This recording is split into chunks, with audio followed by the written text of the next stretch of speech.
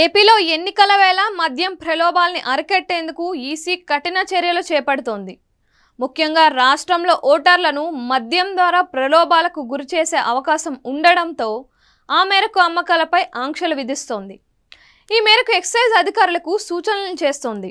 దాంతో వారు కూడా క్షేత్రస్థాయిలో మద్యం అమ్మకాలపై నిఘా పెట్టారు. ఇదంతా అంతిమంగా మందుబాబులకు చుక్కలు చూపిస్తోంది. రాష్ట్రంలో పరిమితికి మించి మద్యం అమ్మకాలను నియంత్రించాలి అంటూ ఎక్సైజ్ అధికారులకు ఈసీ నుంచి ఆదేశాలు వచ్చాయి. దీంతో అధికారులు మద్యం షాపుల్లో అమ్మకాలపై గట్టి నిఘా పెట్టారు. పరిమితికి మించి మద్యం అమ్మితే సదరు షాపుల్ని మూయించేస్తున్నారు. దీంతో మద్యం షాపులతో పాటు మందుబాబులకు షాకులు తప్పడం లేదు. ఇవాళ రాత్రి తెరిచి ఉన్న మద్యం షాపులు తెల్లారే కల్లా మూతపడుతూ ఉండడంతో మందుబాబులు అవాక్కవుతున్నారు. ఎలక్షన్ కమిషన్ ఆదేశాలు పాటిస్తున్నట్లు ఎక్సైజ్ అధికారులు చెప్పుకొస్తున్నారు. ఇప్పటికే పలు జిల్లాల్లో మద్యం షాపులు మూసివేసిన అధికారులు మిగతా వాటిపైన నిఘా పెట్టారు.